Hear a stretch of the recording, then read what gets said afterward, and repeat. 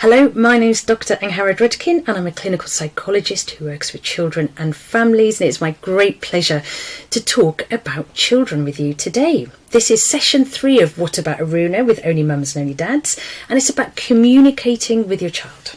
So what are we going to do today? Well, we're going to use that lovely research to help us figure out how children communicate with us and how we communicate with children. So, communicating with children, there are some golden rules that would be well worth you bearing in mind. First of all is understanding your child's view of the world. So do you remember in session 1 we looked at child development and understanding how children think and feel at different stages. So if we can understand the stage of development they're at, we are far more likely to be able to communicate better with them.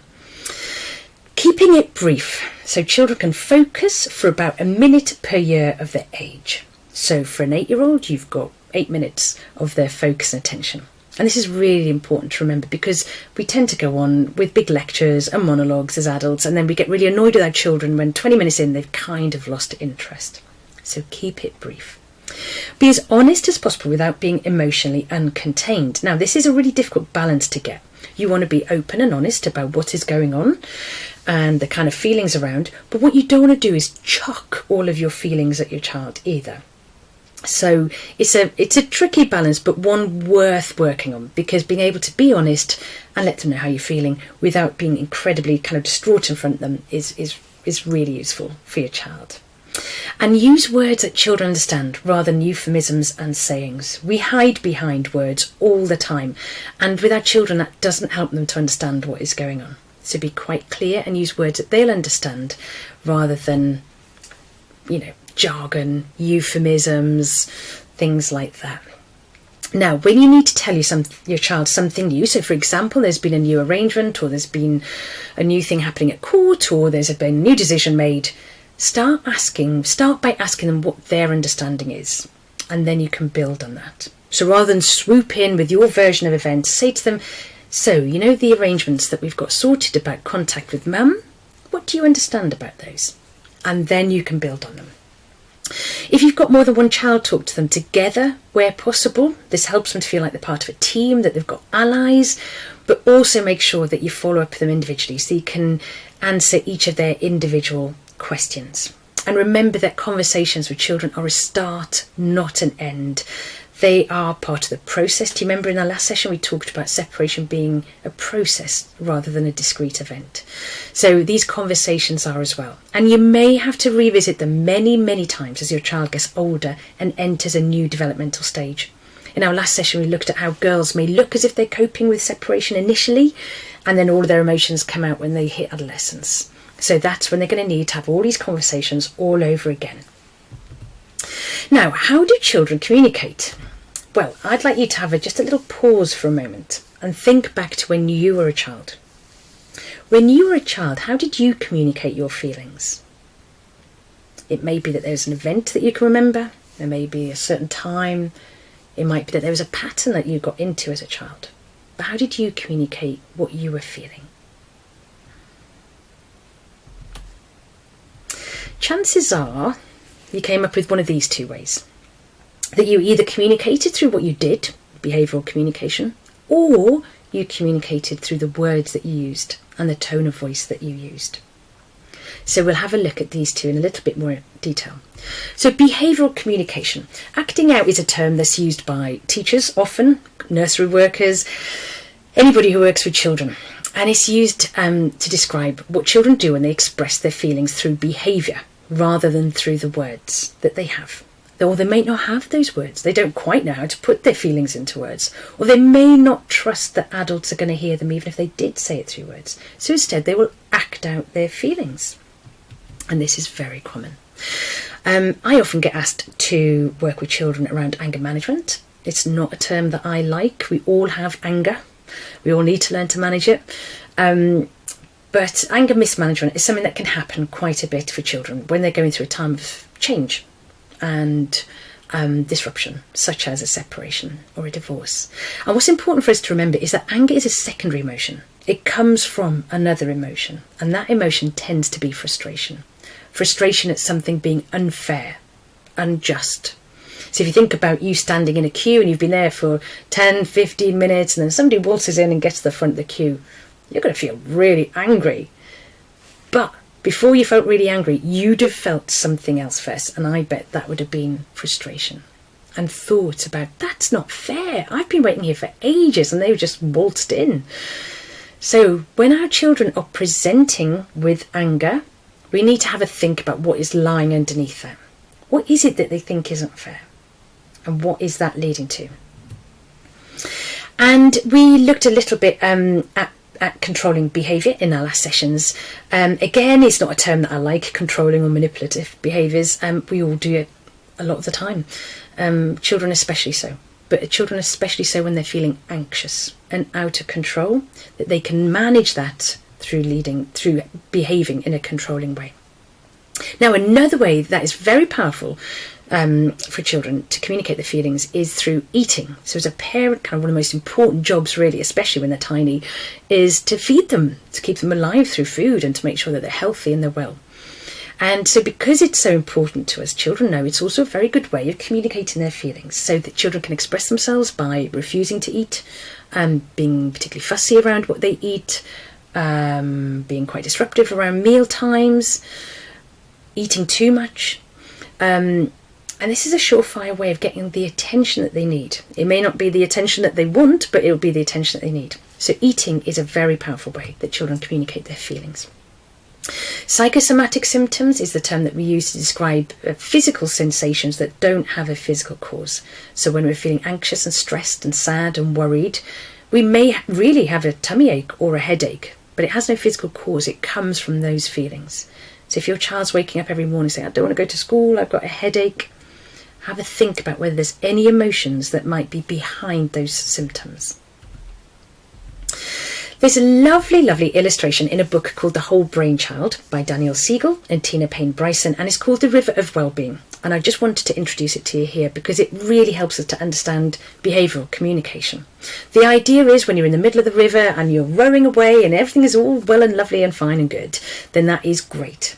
But if a crisis occurs, an emotional storm, we can get pushed and caught in one of these two banks. You've got the bank of chaos at the top and you've got the bank of rigidity on the other side.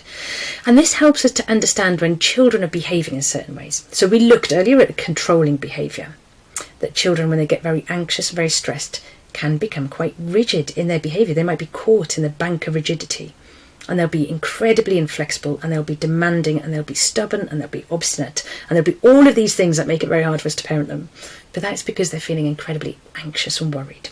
And if you can help them deal with that anxious and worried feelings, it may mean that we can pull them out of the bank of rigidity a little bit quicker. Or it might be that they're stuck in the bank of chaos and they're caught in a complete storm of tisness, that their room's a mess and they forget everything and they can't plan anything and everything's just all over the shop. And that is possibly because they are also feeling stressed and anxious. And the way of dealing with that is what we talked about in the last session, which is about having an organised home, a home that is not too chaotic. So if you find your child in either of these banks, it's just worth talking to them about what is underlying it. Them being stuck in those banks, see if you can get them back into the middle of the river. But also for you, are you in one of these banks? Are you stuck in the bank of rigidity at the moment? Refusing to budge, absolutely determined that your way is the only way? Or are you stuck in the bank of chaos and don't seem to be able to get anything right or get anything done? Well worth thinking about. Now, verbal communication is the second form of communication that we were talking about children. So the problem is with children that even though they have started to talk and they seem to be able to talk very well, they do still have a limited vocabulary. They haven't learned all the words to describe all those feelings that they have inside of them. And they don't have the cognitive capacity, the brain power to figure it all out and communicate it. So even if they're very good with words, they may not exactly know how to describe what they're feeling. And it may be hard for you as an adult to understand what they mean when they're using certain words, and especially when we think of all the terms that go around a divorce or a separation, all the legal terms that we just take for granted and that we chat about, and then our children start talking about and we assume they know what they mean. They may not know what they mean. So always check out with them what they mean when they use certain words. Now, children notice the words that we use, but more than that, they notice the tone of voice. So if we're talking to a child and we are trying to say something verbally, but our tone of voice is very different, chances are they're going to get very mixed messages and they're not quite sure how to deal with it. So if you say to your child, for example, the words, "it'll all be okay." So you could say to your child, "Look, it'll all be okay. We'll figure it out and it will all be okay." Or you could say to your child, "It will all be okay, okay?" And that's a very different way of telling your child that it will all be okay. And actually, are you saying it will all be okay? Because your tone of voice isn't really indicating that. So if your child is responding to what you say in a surprising or unusual way, have a stop and think, what is my tone of voice? And is that contributing to them getting some mixed messages here? We know that children may not want to talk when we want to talk, and we may know that our children talk when we don't want them to talk. So when you tuck them up a bed and they go, "Dad, I need to talk to you about something," and you get that heart sink because you've got 100 other things to do and you're tired yourself and you're desperate to get your cup of tea or whatever, this is when children feel that they would like to talk. So often there's a bit of a mismatch. So children tend to talk a lot more when they're doing things. So the idea is that the body is moving but the mind is still, and that is particularly so for teenagers. So chatting about big, important, emotional things when you're walking the dog, in the car on the way to football, going around the shops, whatever it is often a good way. So if you're planning a big chat, maybe plan it for when they are doing something else that you can be part of as well. Even for little kids colouring Lego, you can have great conversations while doing Lego. I wanted to bring in something about truth telling here, because a lot of the families that I work with, a lot of the parents that I work with get so frustrated with their child because they're not telling them the truth. I've asked them to be honest with me and they're not telling me the truth, or they say one thing to them and then they say another to me. And we assume as adults that our children are either always telling the truth, or that everything they say is meaningful, or that they're always telling a lie. Whereas actually the reality is something in between. And when I work with parents who are divorcing, both of those parents are convinced that their version is the truth, that their story is the right and factually correct one. And it's impossible when both parents think their story is the right one and they're different stories. So the reality is that the truth lies somewhere in the middle. And that's important for you to remember as a parent, and also important for you to remember as a person. So the chameleon child is a term that's often used in divorce research and studies, where actually the children learn very, very quickly to adapt to whichever situation they're in, to whichever parent they're with. So they'll say one thing to one parent in order to make them feel okay and ease the situation. And then 4 hours later, they say something completely different to the other parent to make them feel better and to ease the situation. So this isn't your child lying as such, it's your child adapting to the situation that they find themselves in. Another thing that can get in the way of telling the truth is shame. Shame is a feeling that is talked about a lot more now, thank goodness, but it's a big burning feeling, and you will all, I'm sure, have memories of shame from when you were a child, where you knew you've done something wrong, you know you've messed up, and you've just got that hot flush of shame. If you experience that a lot as a child, then it's going to get in the way of you telling the truth. There's a wonderful concept called the shield of shame.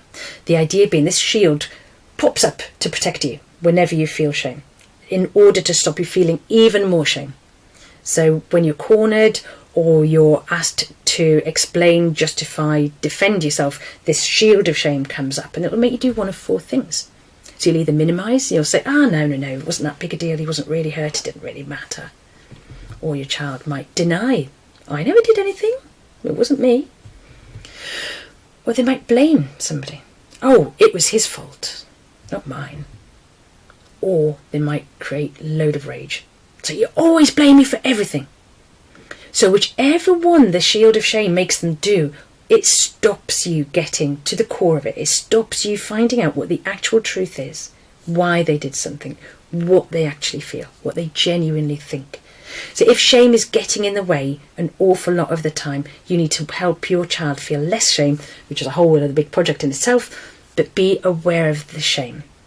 If your child is doing any one of these things all of the time, it's not because they're bad, it's not because they're manipulative, it's because chances are they feel ashamed, or they feel shame, and they're trying to make sure they don't feel any more shame on top of that.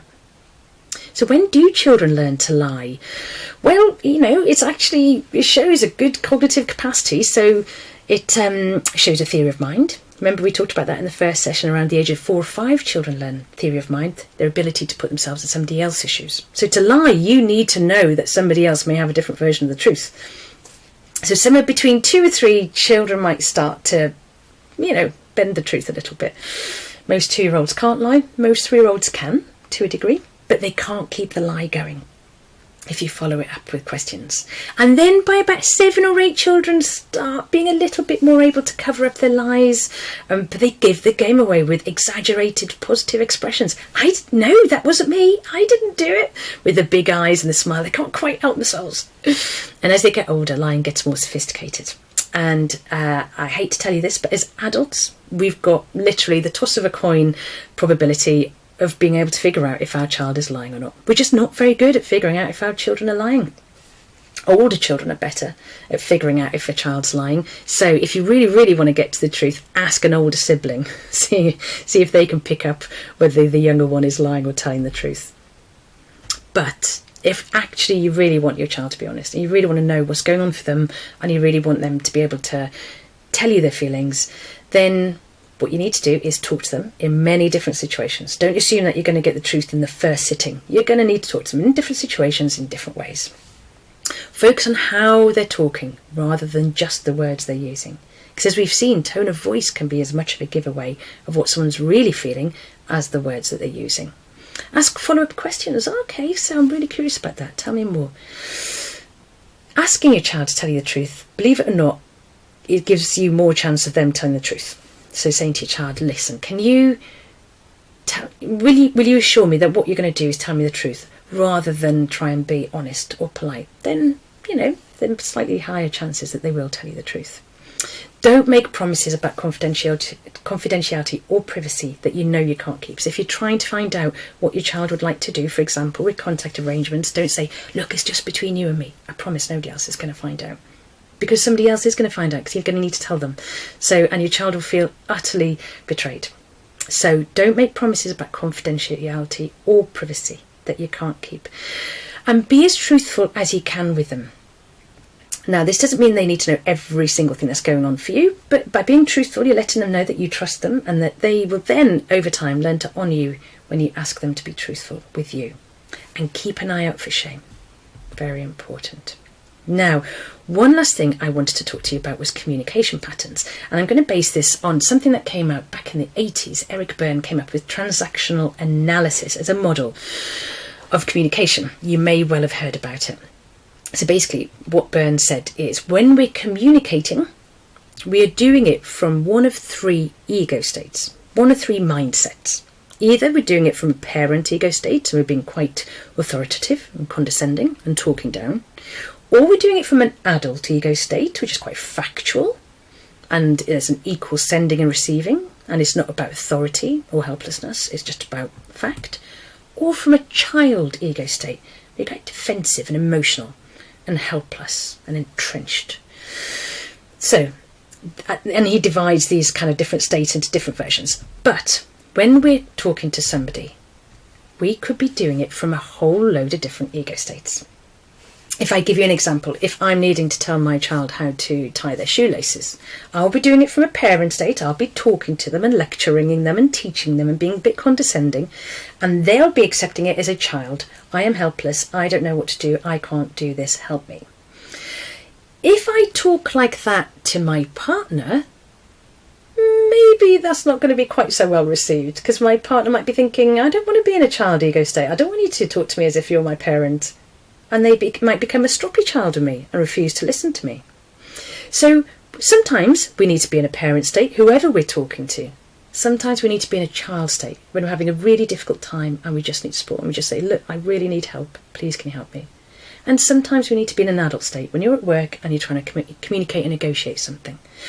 But problems arise when you get stuck in a way of communicating with somebody and it's an unhelpful communication pattern. So, for example, with your ex-partner, if every time you speak to one another, one of you ends up in parent, one of you ends up in child, you need to acknowledge that and say, tell you what, let's both move into adult ego states. This is about facts. We need to just figure out the contact arrangements here in a factual way, not as parent-child states. So each state is important in itself, but if you find yourself getting stuck into patterns, that's probably it. And sometimes when you're talking to your child, you're going to need to be a parent. And sometimes when you're talking to your child, you need to be more adult-like. And sometimes when you're talking to your child, you could be playful and childlike and full of humour and daftness. And that's good as well. But if your child is communicating to you when they're in a parent state, that is unhelpful also. So if they're starting to look after you, then maybe you need to figure out ways that you can turn it on its head a little bit. So I want you just to have a moment to think about the last time you communicated with your ex. And it could be via text, email, conversation, face-to-face. And if you think about what ego state, what mindset were you in? Were you in a parent one, or an adult one, or a child one? And what were they in, do you reckon? What ego state were they in? And does that help you understand why that conversation ended the way it did? Whether that was helpfully or not? Just something to think about. Okay, so we have looked at communication with children and communication with each other, really, and how children communicate with us.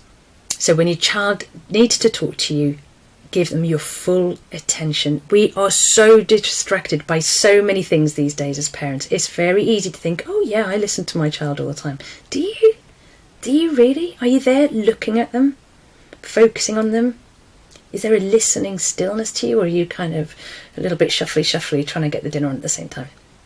So try and give them your full attention. You don't have to do that all the time, but just enough times for them to know you're there for them. It is very, very tempting when we're with children to talk, because we think we're the adults and we think we've got so much that we need to teach them. At times of emotional crisis like this, listen more than you talk. Children will fill up the silence and you'll get to know all sorts of things about them then. If you're trying to tell your child something really important that they need to know, have the conversation and then ask your child to repeat back to you what they've heard and understood. This means they've got a chance to process it and consolidate it, but it also means that you know what they've understood. They might have completely misunderstood something, in which case you need to go back and correct it. Remember tone of voice. Children can sniff out insincerity. They may not comment on it, but they can sniff it out. And use behavioural communication for good. Sometimes actions do speak louder than words, for good. You know, we've looked at ways children can communicate their feelings through behaviour in sort of slightly more disruptive ways. But actually, if you can't tell your child what's going on in a really truthful, honest way, or if you're struggling to let them know that you're there, write it down. Send them a little gift. Text them. Email them, whatever. Message them a gift. Whatever it is, just communicate. Use actions in a good way. And when you are with your children, talk about feelings as much as you possibly can, just in a nice sort of light touch way. Oh, I felt really annoyed when that happened today. Gosh, I got really stressed at work. Anything like that. It just helps them then develop a vocabulary of feelings. And then there's wonderful sort of journaling stuff out there now. Or you could have an emotional coping toolbox, have literally a little shoebox with little ideas about things I can do to help me feel better when I feel sad or worried. It could be nice music, a little cuddly toy, some drawing, anything at all. And worry dolls are really good. So at the end of the day, your child tells a worry to each doll and then puts them away. Walt Whitman came up with this, we think he came up with this wonderful quote: be curious, not judgmental. When you're talking to your children, be curious. We are so guilty of judging our children, even in the slightest bit of communication. So be curious, not judgmental. And then just remember, what ego state are you in? What mindset are you in when you're having these conversations? Especially when conversations keep going wrong. Maybe have a stop and think about the transactional analysis model. Okay, I hope you've enjoyed that today.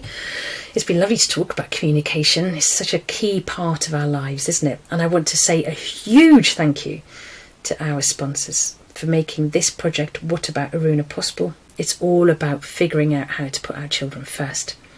If you like this, please press like, subscribe, and please feel free to share this video with your network. All right, bye-bye.